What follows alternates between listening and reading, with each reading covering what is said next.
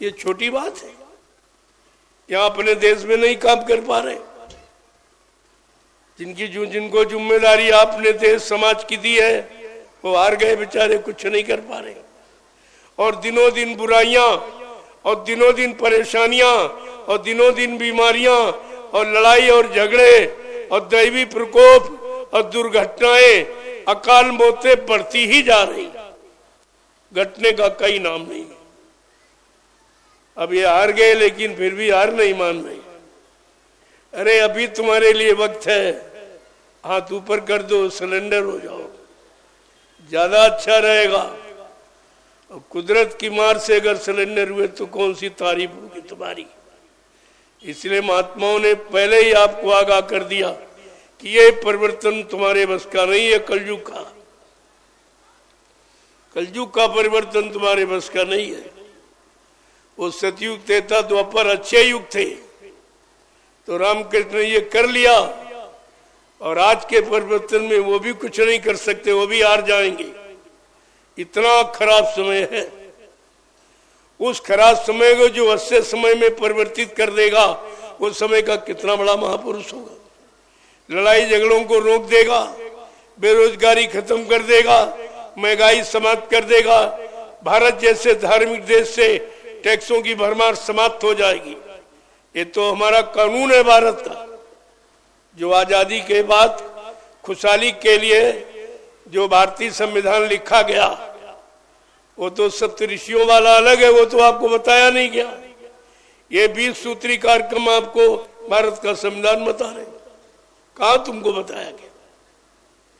लेकिन वो समय जिनका है, जब सप्त ऋषियों ने भारत का संविधान बनाया, तो संत महात्मा ऋषि मुनि ही कोई उस संविधान को खोलेगा और वो लागू करेगा। इन स्वार्थी लोभी लालचियों के बस की बात थोड़ी है ये लागू कर दे, क्योंकि वो संविधान सप्त ऋषियों के द्वारा लिखा गया। आजादी की खुशहाली के लिए जो भारतीय संविधान सप्त ऋषियों के द्वारा लिखा गया है कि जिस दिन भारत आजाद हो जाएगा, कोई चुंगी टैक्स बैरियर नहीं लगेंगे, किसी तो परमिट लाइसेंस ये सब समाप्त कर दिए जाएंगे, कोई टैक्स नहीं होगा किसी पर। वो तो संविधान ये कह रहा है, लेकिन इनके बस का है नहीं, इसलिए संविधान को लुप्त कर दिया। वो लुप्त गुप्त होने वाला नहीं है, वो जिनका है जब वो आएंगे तो लागू कर देंगे। इसीलिए कहा गया कि उस संविधान के लागू होने का समय आ गया। हुई है संत राज भारत माँ, अब दिखाए, यानी दिखाए देखिए ना बाबा जय गुरुदेव की वाणी सब दिखाई पड़ी है। हाँ, आपको दिखाई पड़ेगी, उन्होंने जो कहा वो करके दिखाएंगे। संतों की बात कभी झूठ नहीं होती, क्योंकि उनमें कोई स्वार्थ लोभ लालच निजी नहीं होता, कोई पद की इच्छा नहीं होती, कोई प्रधानमंत्री राष्ट्रपति बनने का कोई भाव नहीं। कहते तो ये सबसे बड़ी गंदगी, इसको कौन लेगा। ये तो सबसे बड़ी गंदगी है, जो इस पद पर बैठा है हजारों जन्म तक अभी नरकों में जाना पड़ेगा, क्योंकि कोई अच्छा काम नहीं हो रहा।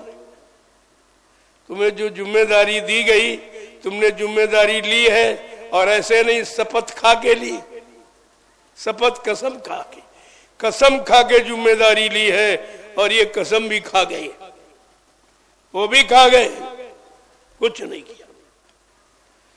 तो ये कुदरत की तरफ से माफी थोड़ी मिलेगी। कुदरत तो अपना काम करेगी, हम कोई आलोचना नहीं करते, हम आपको जानकारी देते। इसको ले लो, अभी वक्त है, गुनाहों से तुम तौबा कर लो, फिर न कहना कि हमने सुना था पैगाम नहीं। हम आपको ये कहने के लिए बाकी नहीं रखेंगे। कोई हिंदुस्तान में राजा प्रजा ये नहीं कह सकती कि हमको समय की बात बताई नहीं गई। मैंने इन 11 वर्षों में ये सब जानकारी दे दी, और इन्हीं से परमिशन लेके दी। ऐसे नहीं, ये भी नहीं कह सकते हमें बताया नहीं। परमिशन माने तुमसे पूछकर मैं ये काम करने जा रहा हूं, समाज के हित में, देश के हित में, धर्म के हित में, और आप हमको परमिशन दे दी। ऐसे थोड़ी परमिशन का मतलब यही होता है कि आपने आदेश दिया है तब मैंने ये किया और तुमने उसका पालन नहीं किया, तो ये तुम जानो, तुम्हारा काम जाने। आप किसी पर दोषारोपण नहीं कर सकते। तो ये सब चीज ऐसे नहीं विधि विधान से की जा रही, सबसे पूछ के, सबसे सलाह लेके। हम तो सबसे पूछ के सलाह लेके करते और ये किसी से नहीं पूछते। इनको भी भारत की जनता से पूछना चाहिए कि भाई हम ये काम करने जा रहे हैं, इसमें तुमको मतलब तुम्हारी क्या रजामंदी, क्या सलाह है, लेकिन कुछ नहीं। अरे भाई परिवार में घर का मालिक होता है, कोई काम करता है तो परिवार वालों से पूछ के करता। जब परिवार के लिए कर रहे हो तो परिवार वालों से पूछ के करो, लेकिन नहीं, कोई नहीं पूछता। भारत की जनता से कोई सलाह नहीं लेता, तो क्या यह प्रजातंत्र है? क्या प्रजातंत्र इसको आप मानोगे या प्रजातंत्र इसको कहा जाएगा कि प्रजा से कोई मतलब ही नहीं, सब मनमानी, जो इच्छा में आया वो कर रहे हैं। अरे एक बार जनता से पूछ तो लो कि जनता इस भार को उठा सकती कि नहीं उठा सकती, ये उसके बस का बोझा है कि नहीं है। ये महंगाई जो आपने बढ़ाई, क्या पूछा है? इस महंगाई को ये सहन कर सकते, बर्दाश्त कर सकते, इनमें क्षमता है या इनके पास इतना धन दौलत है जो महंगाई और टैक्स ये भर सके? कोई नहीं पूछता, सब मनमानी।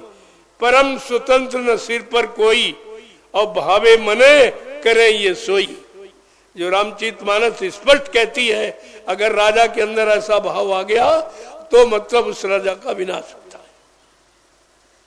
उसका विनाश होता है।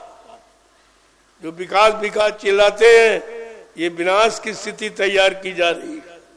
इसमें कोई विकास नहीं, केवल गलत कामों का विकास, अच्छे कामों का नहीं, बुरे कामों, हिंसा का, हत्या का, इनका विकास है, टैक्सों का विकास है, मतलब यानी बेरोजगारी का विकास है, महंगाई का विकास है, लेकिन खुशहाली का और न्याय, सुरक्षा, रोजी रोटी का विकास नहीं है जो होना चाहिए। तो फिर ये कौन करेगा भाई, ये कौन करेगा? तो मैं तो आपसे प्रार्थना कर रहा हूं कि अभी आपके लिए वक्त है, अपना काम कर लो, तुम्हारा नाम हो जाए। मैं तो तुम्हारे नाम की बात करता हूं कि तुम्हारा नाम कैसे होगा, तुम्हारी जय जयकार ये जनता कैसे करेगी जब इसका काम हो जाएगा। जब इनका काम कर दोगे तो ये जय जयकार करेगी, ये तुम्हारे पीछे चलेगी, ये चंदा नोट वोट और सब आपको स्वेच्छा से दे देगी। लेकिन इसका काम तो करो, इसको तो खुशहाल बनाओ, इसको तो न्याय, सुरक्षा, रोजी रोटी दो, तब तो ये तुम्हारी जय जयकार करेगी। ठीक अज्ञानता में ये बैठी कुछ नहीं कह रही है, यही तो इसकी कमी है कि ये मूक हो गई, एकदम कुछ कही नहीं रही। चाहे जितना इस पर बोझा डाल दो, कुछ नहीं कहती, देती रहेगी, देती रहेगी। चाहे जितनी महंगाई बढ़ा दो, कोई कहने वाला नहीं, कहां से आएगा, कैसे देगी, कैसे परिवार चलाएगी। परिवार के इतने काम, शादी ब्याह है, बच्चों को नौकरी है, व्यापार धंधा है, जब है ही नहीं कुछ तो कैसे कराओगे आप? लेकिन कोई कहने वाला नहीं। यही है अंधेर नगरी अनबूझ राजा, इसी को कहते हैं। आज ये न कोई पूछने वाला और न कोई बताने वाला, और न ही कोई व्यवस्था को ठीक करने वाला। संत महापुरुष केवल व्यवस्था की बात कहते हैं। धर्म माने व्यवस्था, धर्म कोई पाखंड नहीं है, धर्म कोई जड़ता में नहीं है कि पत्थर और कागज कैलेंडर, मंदिर और मंदिर, गंगा जमुना में धर्म बताते हो, ये पाखंड है। यहाँ कोई धर्म नहीं। धर्म धारित, वो तो मानव को धारण करने की। जब मानव धर्म को धारण कर लेगा तो उसका जीवन खुशहाल हो जाएगा। और तुम धर्म बताते हो पत्थरों में, कागजों में।